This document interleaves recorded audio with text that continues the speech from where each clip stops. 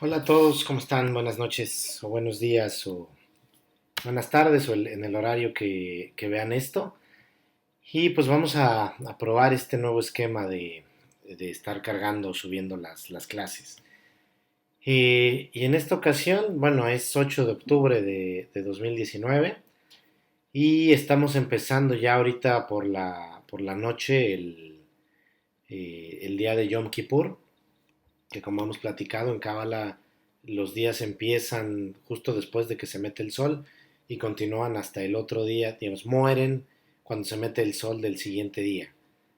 Nacen eh, justo después de que se mete el sol un día antes y mueren cuando se mete el sol de ese día. Entonces, bueno, estamos empezando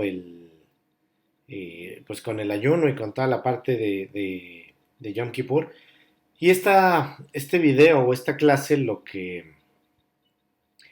quiero transmitir es que además de esta fecha, que ya lo explicamos en una clase anterior, lo que implica o lo que significa, es que existe la Ilulá de dos Sadikim muy importantes y muy relevantes en la historia de la Cábala y de este conocimiento y del mundo.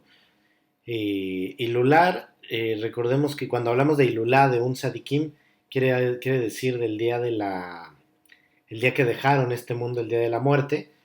Y sin embargo, pudiera sonar raro para quien no conozca por qué festejamos. Ilulá, de hecho, quiere decir algo así como el día de festejo de. Entonces, Ilulá de estos Sadikim será como el día del festejo de estos Sadikims. ¿Qué es lo que, o por qué lo festejamos? Porque sabemos que un sadik, sadikim en plural, es una persona, bueno, la traducción literal del hebreo de sadik es justo. Cuando hablamos de un sadik, es un justo. Eh, por ponerle una equivalencia con el catolicismo, que es, digo, para la mayoría de la gente que escucha este video, que somos de países donde la mayoría sigue o profesa una religión católica, sería como el equivalente a santo. Sin embargo, no es tal cual es el significado. Eh, un sadik es una persona que completó su corrección dentro de esta vida, que nosotros sabemos que vinimos a este mundo a hacer corrección, y lo que nosotros realizamos es este proceso que muchas veces nos lleva a muchas vidas, y vaya, hay todo un gran plano y todo un tema de qué es la reencarnación. Eh, pero bueno, volviendo al tema, un sadik es la persona que ya hizo su corrección total y que probablemente, normalmente cuando un ser humano termina su corrección, abandona este mundo. El sadik es un alma que hizo totalmente su corrección, pero que de todas maneras hay algún conocimiento que sigue precipitando, o la sola presencia del sadik en el mundo permite que haya paz, que haya estabilidad en el mundo mientras el sadik está en la tierra. Un sadik también puede ser alguien que en esta vida terminó su corrección, o puede ser un alma que hizo ya su corrección en algún otro momento y regresa nuevamente a la tierra para realizar alguna obra o para revelar algo, algún conocimiento. Que de hecho es el caso de los dos sadikim que es su Ilulá el día de hoy. Y me gustaría igual hablar un poquito de la vida de estos sadikim. El primero es la Ilulá, o la fecha en que dejó este mundo, Rabashlag, que Rabashlag fue una persona que vivió en Israel en finales de 1800, 1900, no recuerdo exactamente el dato, pero eh, por decirles de una manera, era una persona que dicen que era capaz de resucitar muertos. Y un punto muy importante, muy relevante que trajo Rabashlag al mundo, es que fue la persona que hizo la traducción del Zohar del arameo, que fue el lenguaje en el que fue escrito por Rabbi Shimon Bar Yochai, por ahí del año 70 después de Cristo de nuestra era. Fue el primero en hacer una traducción y comentarios al respecto del Zohar. que como saben, el Zohar es el principal cuerpo de conocimiento de la Kabbalah. Por ponerle un poco de dimensión de lo que esto es, o lo que esto implicó, eh, pues bueno, como les decía, el Zohar fue escrito por Rabbi Shimon Bar Yochai en el año 70 después de Cristo, y de ahí pasó mucho tiempo. Incluso si ustedes buscan extractos del Zohar o si tienen la posibilidad de accesar a un Zohar, para empezar, la mayoría de ellos van a estar en hebreo. Entonces, leerlo en inglés o en español no es tan fácil de encontrar. Si encuentras la traducción, que sí existen y la puedes encontrar en internet o en alguna librería, eh, leerlo es bastante complicado. Habla como de muchas cosas figurativas, y no es fácil pasar dos hojas y que te preguntes de qué se trata lo que acabas de leer.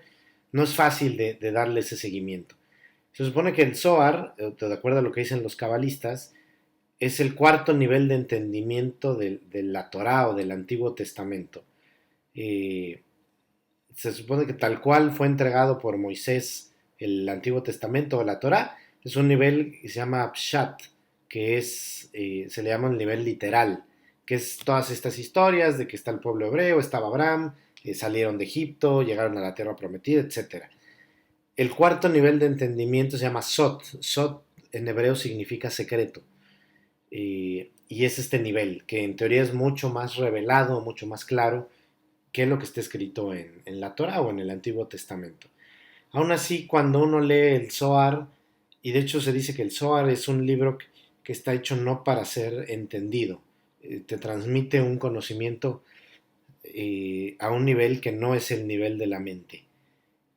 Y bueno, pasó mucho tiempo donde solamente la gente que tenía la capacidad de entender Zohar, y que normalmente esto se explicaba o se entendía del maestro a sus dos, tres alumnos, y probablemente alguno de los alumnos moría y no había manera de continuar este conocimiento. De hecho, anteriormente para estudiar Kabbalah se tenía que ser hombre judío mayor de 40 años, ser estudioso y muy docto en Torah, en Talmud, para poder ir llegando a estudiar Zohar y por ende el conocimiento de la Kabbalah. Y no fue hasta por ahí del 1600 que llegó al mundo Rabbi Isaac Luria, el Ari, que lo he mencionado en muchas clases, que el Ari hizo comentarios sobre lo que había escrito Rabbi Shimon Bar Yochai, que de hecho se dice su alumno Rabbi Jaim Vital, él decía que Rabbi Isaac Luria, el Ari, era de hecho la reencarnación de Rabbi Shimon. Nuevamente había venido al mundo a hacer esta revelación, y fue hasta el 1600 que hubo como una manera, unos comentarios, unos escritos mucho más fáciles de interpretar para, sobre lo que era el Zohar y lo que era el conocimiento de Kabbalah. De hecho, lo platicamos cuando fue la Ilulá de El Ari. De hecho, prácticamente hoy en día cualquier escuela de Kabbalah que estudies se basa en los comentarios que hizo El Ari sobre el Zohar. Y bueno, esto sucedió, como les decía, por ahí del año 1600. Por ahí en medio está las enseñanzas del Hasidut o las enseñanzas hasídicas de otro gran cabalista que fue el Baal Shem Tov, que también hemos hablado de él en su momento. Pero no fue hasta les decía, a principios del 1900 que llegó al mundo Rabashla, que es a quien estamos o a quien vamos a honrar o celebrar esta noche y durante el día de mañana. Y esto es, digamos, fue el que hizo esta traducción del arameo que estaba originalmente al hebreo, y empezó a como a crecer o a popularizar, por decirlo de alguna manera, que también tiene que ver con el momento del mundo en el que estamos viviendo ahora, que vino este boom o que diría alguien, se empezó a poner de moda la cábala. No es que se haya empezado a poner de moda, sino que de acuerdo a los tiempos, nosotros ahora estamos en una época que se conoce como el Gog Magog, o la guerra del pensamiento contra el pensamiento, y como fue escrito desde hace muchos años por el propio Ari, en esta época es cuando, de hecho, estos libros, el Zohar, y todos estos libros fueron escritos para la gente que íbamos a vivir en esta época. Entonces es por eso que el conocimiento estaba listo para esta época y es por esto que se ha desplegado mucho a través de la ayuda o los textos que escribió Ravashlag. Ravashlag, dentro de sus discípulos, tenía Rav Brangwein, que es uno de los principales eh, autores o cabalistas que siguió con esto, y dentro de esa descendencia viene Philip Berg, que probablemente ustedes se han buscado, les ha interesado un poco más de la cábala, además de lo que yo les cuento aquí, saben que se escucha mucho de la escuela de Berg, que fue uno de los alumnos o de los seguidores de la escuela de Ravashlag, y es alguien quien ha popularizado o se ha encargado de hacer mucha difusión del conocimiento de la cábala. Está igual la cábala de Lightman, que es otro cabalista que se ha dedicado igual a propagarlo mucho. Y digamos, después viene otra generación que es, dentro de ellos está eh, Albert Goslan o Javier Volkov, que es alguien a quien es mi amigo y yo conozco y sigo desde hace algún tiempo. Y pues después viene esta probable generación que también he encontrado mucha gente que habla de cábala hacia nosotros y que al final a nosotros nos toca hacer eh, una generación de transición porque los niños pequeños que están haciendo en este tiempo y no sé, los menores de 5 años están siendo unos seres humanos que no son seres humanos, que es la generación que viene después y a nosotros y que trae ya mucho de este conocimiento y de capacidades distintas a las que tienen muchos humanos del pasado, que tenemos varias personas de nosotros. Y por eso digo, esta es parte de la sensación que yo tengo después de haber estudiado algo de Kabbalah, el decir, bueno, creo que necesito compartir este conocimiento y hacer la explicación. Y bueno, este fue como una reseña de lo que fue la vida o la importancia que tiene Ravashlag como este gran, la persona que venía siendo una línea delgada de cabalistas que iban teniendo este conocimiento, hasta que llega Ravashlag, traduce o aterriza mucho más los conocimientos del Zohar y se encarga de hacer esta expansión o esta explosión y que permite a muchas personas, incluido yo y otras muchas personas que conozco, pues empezar a compartir y dar este conocimiento hacia el resto del mundo y que la idea es que sea cada vez más. Y entonces es la importancia de este Sadik de Ravashlag, a quien celebramos su Ilulá en el día de hoy. Ahorita un momento al final del video explico un poco de cómo podemos celebrar la Ilulá de los Sadikim. Y el otro Sadik que también es su Ilulá el día de hoy es Rabbi Akiva, que Rabbi Akiva es simplemente era un tipo que incluso se decía que estaba totalmente cubierto porque su piel brillaba del nivel que tenía este Sadik. Y pues solamente fue el maestro de Rabbi Shimon Bar Yochai, que Rabbi Shimon Bar Yochai, como lo mencioné hace un ratito, fue el autor del Zohar, fue la persona encargada de precipitar este conocimiento hacia el mundo, el cuarto nivel de entendimiento del Antiguo Testamento o de la Torá. Ese fue Rabbi Shimon Bar Yochai y su maestro, que es a quien recordamos esta noche, es Rabbi Akiva. De Rabbi Akiva, pues, como les decía, más allá de que era otro tiempo y otro tipo de milagros eran los que se veían, Rabbi Akiva fue una persona que, de hecho, vivió muy alejado de Dios o de la espiritualidad durante sus primeros años. Después tuvo este cambio, como muchos sadikim, o como incluso también en el catolicismo muchos santos tuvieron este cambio. Sobre él hay un par de historias que me gustaría poder contarles en este momento. Una de ellas tiene que ver con Rabbi Akiva tenía algo así como 8,000 alumnos y a todos los mantenía él para que pudieran trabajar. el trabajar su espiritualidad y el conocimiento. ¿Cómo hacía esto Rabbi Akiva? Que si no me equivoco, él tenía algo así como una ferretería.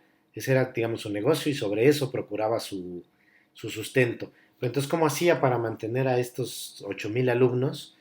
Lo que él hacía, dicen que él iba al mar y pedía ayuda a Dios para poder sostener a todos sus estudiantes. Y dicen que cuando Rabbi Akiva iba al mar y pedía esto, aparecían joyas en el océano. No recuerdo bien la historia, pero parece ser que había hacia España o hacia Francia la hija de un rey que en algún momento se había molestado con el padre y en venganza lo que había hecho era arrojar todas sus joyas al mar.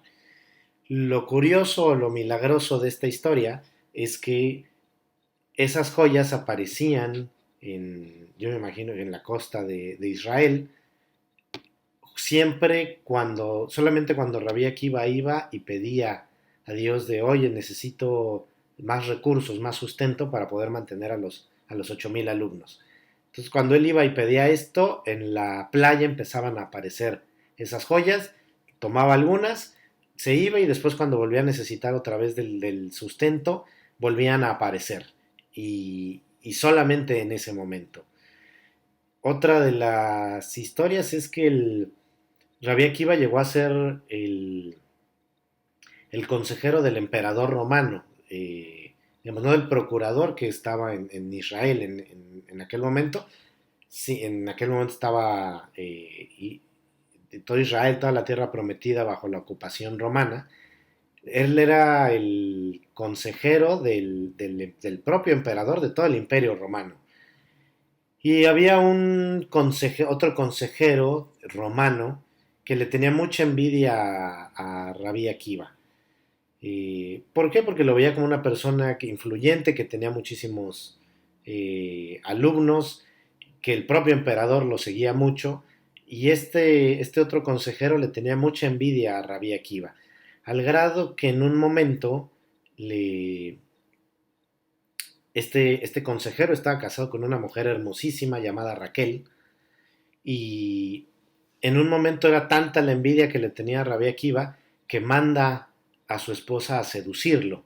En un momento le dijo, oye, necesito que vayas con este tipo y lo seduzcas y lo hagas caer en tus tentaciones. Y esta esposa, bueno, la esposa de este hombre, Raquel, va y trata de seducir a Rabí Akiva. Y Y dice que, bueno, fue y trató de seducirlo y que Rabia Akiva simplemente se volteó y se fue. Y ella se molesta y le dice, a ver, espera, no sabes quién soy yo, no sabes que te puedo mandar a arrestar y que te asesinen si yo quiero. Y entonces Rabia Akiva regresa y le, y le dice, bueno, ¿qué quieres? Y dice que, no recuerdo totalmente la historia, pero es algo así como que se ríe, llora y le escupe al suelo. Y entonces ella le dice, bueno, a ver, espera, explícame por qué hiciste eso. Y él le dice, te voy a explicar dos de las cosas que hice.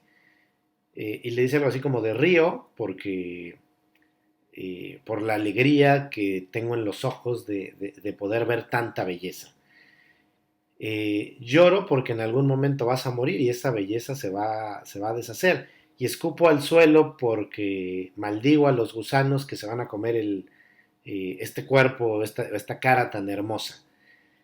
Y simplemente se va.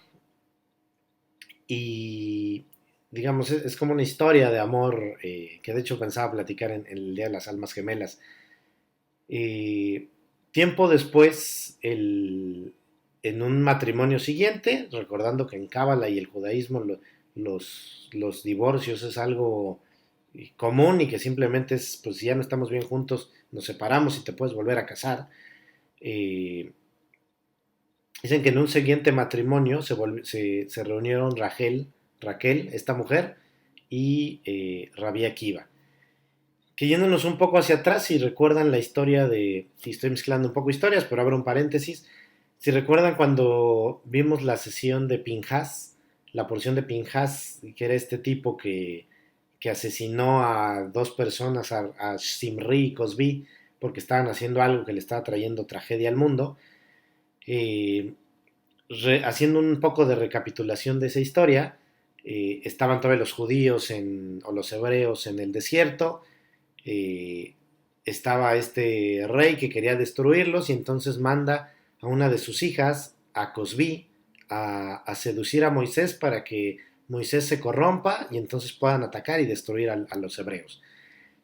Y esta chica, Cosbi, de hecho dice que era la mujer más hermosa y aparte era una hechicera que estaba, que podía a través de su magia o de su brujería conquistar al hombre que ella quisiera. Entonces dice que entra al campamento de los hebreos en el desierto, busca a Moisés, porque no lo sabía, no lo conocía, o no había nada así como para que ella supiera quién era Moisés. Y entonces dice que entra al templo, a la tienda principal, y estaba la tribu de, una de las tribus de Israel, y está con el príncipe de esa tribu, ofreciendo el sacrificio. Entonces, como vio que el príncipe era con el más arreglado, ya pensó que era Moisés. Entonces lo seduce y dice que el príncipe se llama Simri. Entonces dice que ve a Cosbi, ve a la mujer, se enamoran y de hecho dice el Midrash que en ese momento se quitan la ropa y empiezan a tener relaciones sexuales sobre el altar de los sacrificios. Ahí es donde llega Pinhas y se da cuenta de esto y va y los asesina y todo lo que ya contamos en la clase de Pinhas. Eh, pues resulta, más adelante explican los cabalistas, que esas dos almas, Simri y Cosbi, que hicieron este acto tan atroz de tener relaciones sexuales sobre el altar del templo, que de hecho dice que en ese momento era tal el nivel de negatividad que existió en el mundo que se murieron 24,000 personas en en el campamento y a sus alrededores. Que si pensamos de aquel momento que había muchísimos menos seres humanos en el mundo, 24,000 era una cantidad muy importante de los seres humanos que había. Eh, pues explica la Cábala que estas dos almas, Simri y Cosbi, miles de años después fueron Rabí Akiva y Rachel.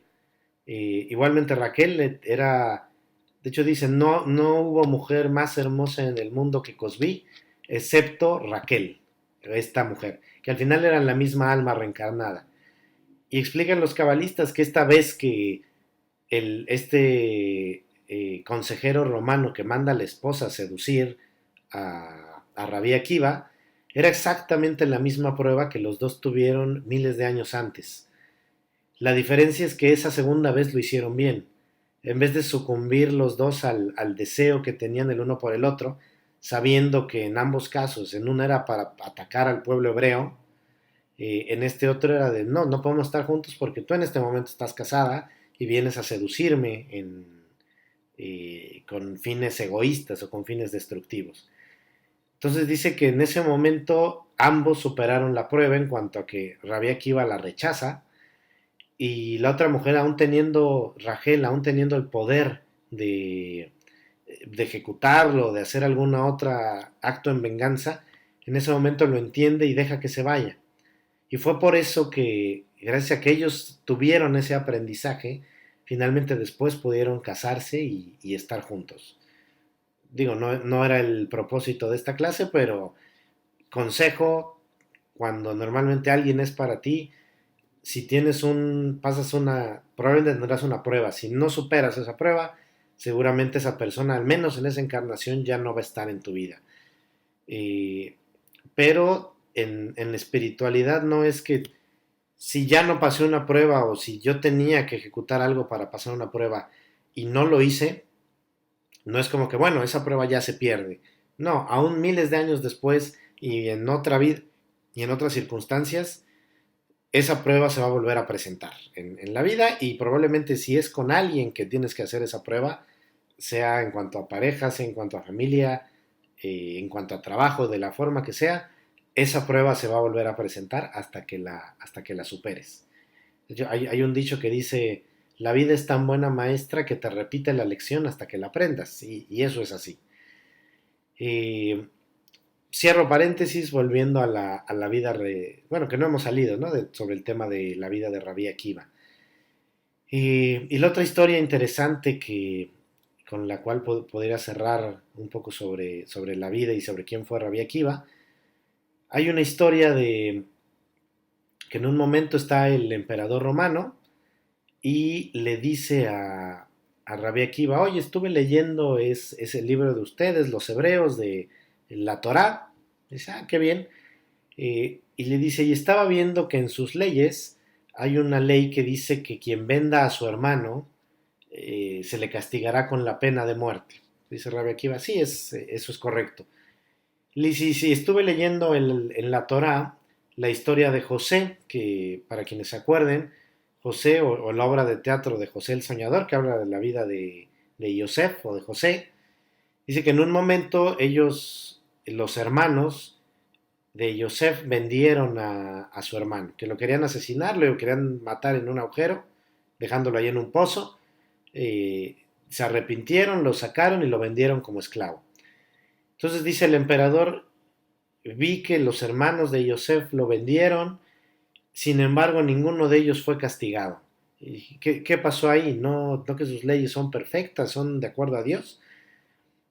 Y Rabbi Akiva le dice, bueno, no tengo una respuesta para ti, dame 3 días y en 3 días regresaré con una respuesta.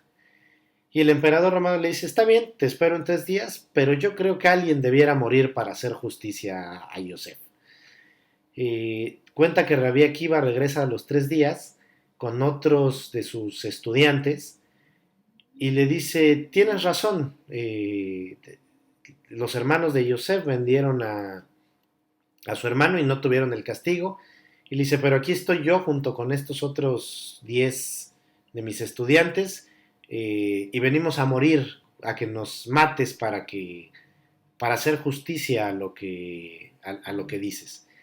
Y entonces dicen que el emperador romano dice, está bien, y y entonces los llevan y matan a todos los estudiantes, pero a Rabbi Akiva, como les decía hace un momento, dicen que su piel brillaba del nivel de iluminación que él tenía.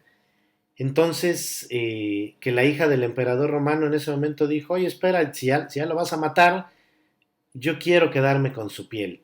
Y entonces dicen que a Rabbi Akiva su muerte fue que lo despellejaron vivo con cepillos calientes para quitarle la piel y que la pudiera tener la hija del emperador. Y dicen que cuando lo estaban arrestando y iban a ejecutar la sentencia, uno de los estudiantes se acerca y le dice, pero maestro, yo te he visto a ti pulverizar gente simplemente con la mirada, ¿por qué permites que esto te pase? Y que Rabbi Akiva le contestó y le dijo, aléjate serpiente, porque a esto yo he venido al mundo. Eh, y seguramente están pensando, se parece mucho a la historia de otra persona que murió en la cruz. Pues uno de los hechos relevantes y que son de las cosas que a mí me encantan de la Cábala, porque todo cuadra perfectamente y tiene un porqué. El día que Rabí Akiva murió fue exactamente el mismo día que Jesús murió en la cruz. De hecho, a la vista del judaísmo y de la Cábala, existen el Mesías o el Mesías en hebreo, y el Mesías normalmente encarna en cada generación en dos personas. Hay algo así como un Mesías como el sabio y otro que es como el líder guerrero. Eh, y dice que el Mesías que se reveló en esa generación fue tanto Jesús como Rabí Akiva. Y incluso hay toda una historia que cuenta los discípulos de Rabbi Akiva sobre cómo es la muerte y que te dice realmente cuando nosotros vemos que alguien muere en cualquier situación, ya sea por una enfermedad, por un accidente o lo que sea, realmente lo que vemos no es el plan divino que el alma experimenta a la hora de morir. Lo que vemos es el avatar ya nada más o el cuerpo que se está limpiando o se está purgando para poder ser usado por una siguiente encarnación, pero dice realmente el alma cuando sucede eso ya no está en el cuerpo. Realmente lo que vive, y vaya, no es algo que podamos decir porque pues no hay mucha gente que haya muerto y regresado. Sí, sí existen, y de hecho si se meten a YouTube o a Internet, hay 1000 testimonios de gente que dice que tuvo la experiencia de muerte y que vio el túnel. Y, sin embargo, esta otra parte es algo que se explica por los cabalistas que ya en algún momento pudiéramos platicar.